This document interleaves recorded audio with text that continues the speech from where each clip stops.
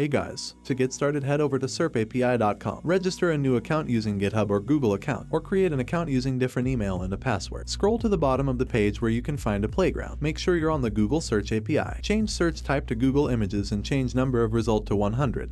This will tell SerpApi to return a 100 images per page. You can also play around with other parameters that SerpApi provides.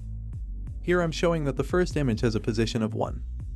And the 100th image has a position of 100. You can also use an export to code playground feature and choose whatever language you're the most comfortable with. In this example, I'm using Python. Just click the copy button and you're good to go. Don't forget to install Google Search Results package via pip. Now to the actual code and editor of your choice. First, we need to import libraries. Add parameters and make sure that IJN parameter is an integer. Add a temporary list. Set up a while loop to iterate over all pages. Check for error dictionary key from the JSON, which will be used to exit the while loop. Add another for loop to iterate over images results. Check if the image is already in the temporary list or not. And if not, append it. This is used to skip duplicates. After that, you need to increment a 1, which will return data from the next page. Then print the results.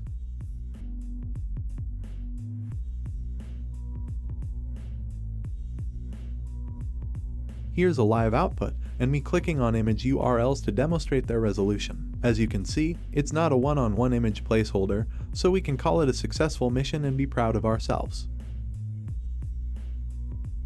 To iterate over multiple search queries, set up a for loop before parameters. Pass loop value to query parameter, and make sure that a temporary list is located before for loop with multiple search queries. And that's basically it.